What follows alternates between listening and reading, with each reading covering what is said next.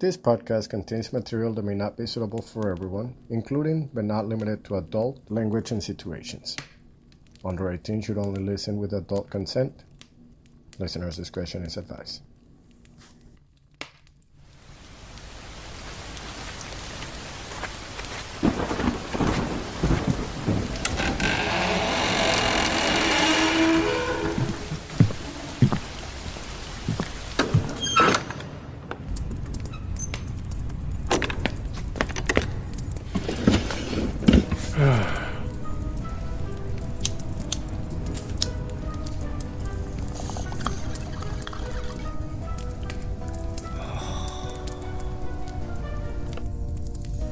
Hello there, I'm Carlos and welcome to High on Paranormal. Now, I hope you can join me in a quick mode while listening to today's story.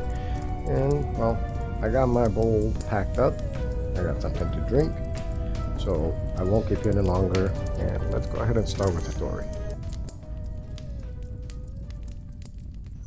Hace tiempo también me pasó bueno, estaba en la universidad, estaba pensando en la universidad, como en el 2001. A while back, it also happened to me when I was in the university. I was thinking of the university about 2001, and I used to hang out with a friend, Maria. I remember that we were always studied together and did all the assignments together. One day we had to do an assignment and study for a test, and I stayed at her house up until around 12:30, something like that, at night. At that time, everything was normal here. You could go out into the street 1, 2, or 5 o'clock in the morning, get a taxi or get on the bus, because there wasn't any issues like there are now, on the streets. I remember I used to get out of her house, go into the avenue, wait for a taxi or one of the public transportations from El Milagro. And I was waiting and nothing happened. At that, something happened when a gentleman arrives. He asks me where I'm going, and I tell him I'm going to Bella Vista, where I live.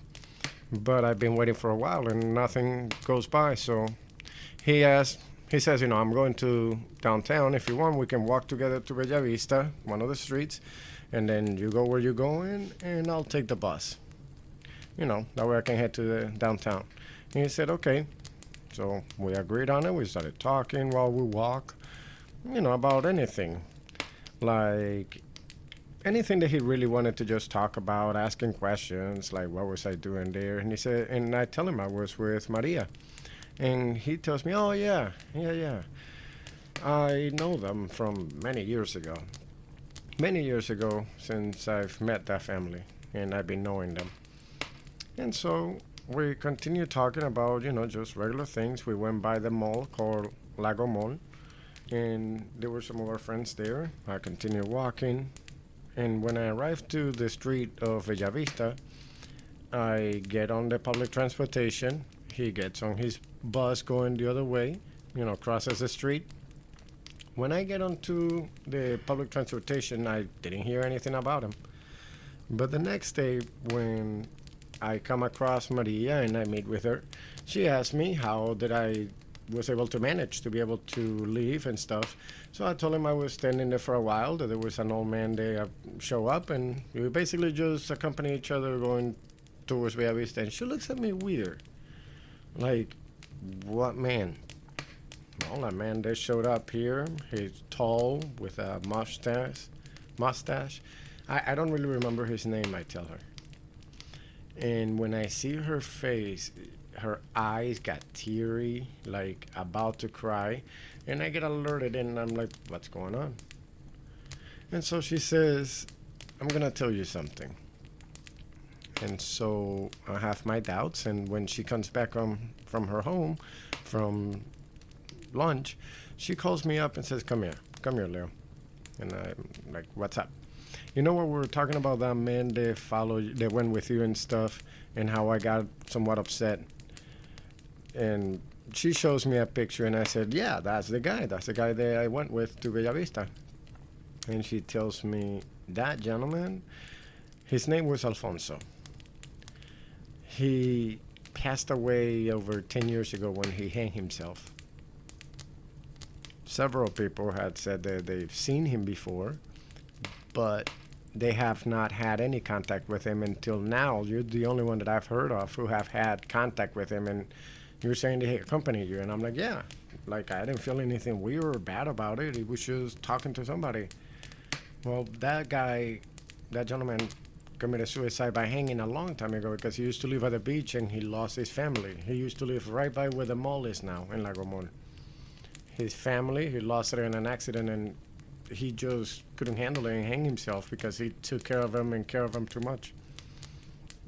And people around here, they see him where they believe, and the belief is that he comes out, keeps an eye out on things, and the fact that you saw him, walk with him, and recognize him by seeing the pictures, things are getting ugly.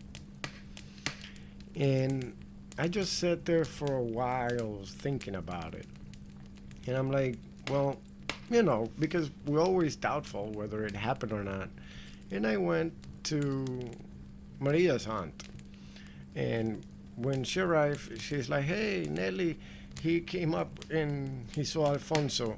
And I don't know, or I don't remember who was saying something bad about him, about the old man. And when he said that, and he says, oh, yeah, that motherfucking ghost. Well, that door in the living room got slammed really hard. And we all jumped, kind of like we almost climbed up onto the tree. I couldn't understand that reason. I could not understand why it happened to me. Or maybe something could have happened to me on the way there and he went with me to a company so I wouldn't be alone during that time.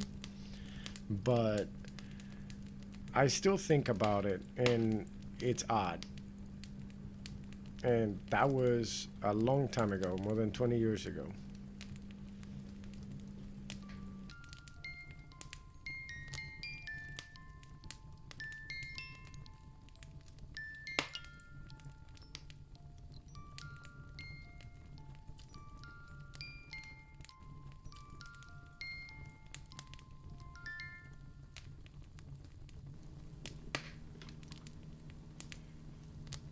The woman behind my aunt.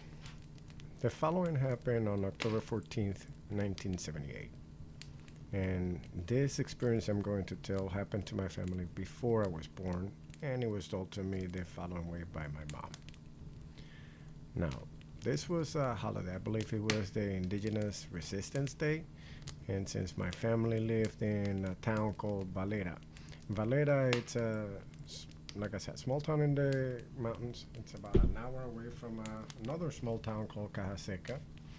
And as they were traveling to Cajaseca, because they were used to go to the beaches in Maracaibo Lake to swim and stuff, and like in every trip, you get up early, everybody goes to the breakfast area, get everybody ready to go and enjoy the beach as early as possible. It was my mom, my aunt and uncle, my sister, the older one, Olga, we call her Olguita. It was her, followed by my middle sister, who was 4, and then my younger brother, who was 2 years old. Everybody woke up, like always, wanted to get ready as early as possible to go to the beach as early as possible. And everybody was anxious, having their breakfast, getting ready. And, well, as you can imagine, a child's happiness by just going to swimming and stuff like that, it was very evident. And, but Olguita was acting different. She was a lot less motivated than what you would expect from her, and she was acting very different. As if she was feeling something or having a premonition about that trip to the beach. And it seems like, eating slower than normal, doing anything that she could do to just go as slow as possible and not have to leave the house and get to the beach. I mean, to the point where she was the last one eating. It was my mom and my aunt and Olguita at the table, just them waiting for her to finish. And they were just talking while she finished her breakfast. But then my sister goes ahead and interrupts their conversation between my mom and my aunt and asks my mom, who's that person behind my aunt? And, she's dressed in white, and who is she? Who is she? And so they look at each other, and it seems like as they're looking around, my sister was the only one who was able to see it, or to see this lady. And so when they ask her, like, who's the lady and stuff that you're seeing, they start, doing the sign of the cross on them and on themselves and praying and stuff. And they said that they felt very nervous because they didn't see anything.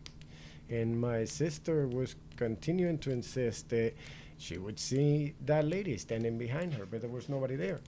And they just told her, just finish up, get your food ready. There's nobody there, It must be somebody just like a child seeing an imaginary friend or something. But among themselves, they knew something odd was happening because she's never done or said anything like this before.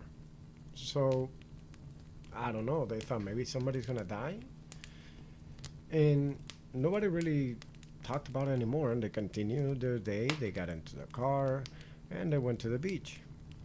Once they arrived, my mom and my dad, who they stay sitting on the sand. They don't usually like to go in the water. They just like to watch the water. But my aunt and uncle, they did go inside the water with my siblings.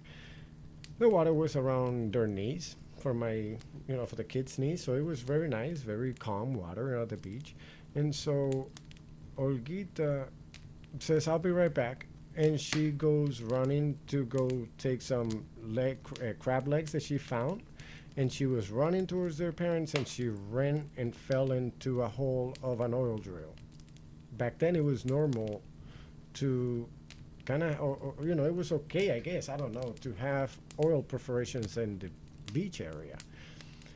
And, well, unfortunately, there was no signaling, nothing letting you know that was there, that danger was there. And my dad says that everything happened very quickly, where when my dad realized what was happening, went to the hole to pull her out, but unfortunately, Olguita held her breath for too long, and her lungs just gave up. It was an extremely hard time for everybody, and at this time we believe or we think that she had a premonition about her own passing, and that lady that she saw behind my aunt, well, I mean, we never know who or what it was, but we believe that was a warning that day would be her last day. Well, at least that's how we see it. Now, it's been 44 years, and there's always a memory of those dates. The sister I never met.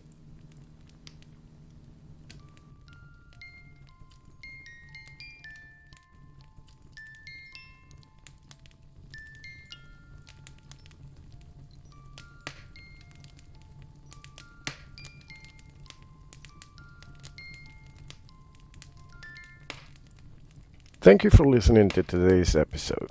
Don't forget to follow this podcast so that you don't miss any new episodes.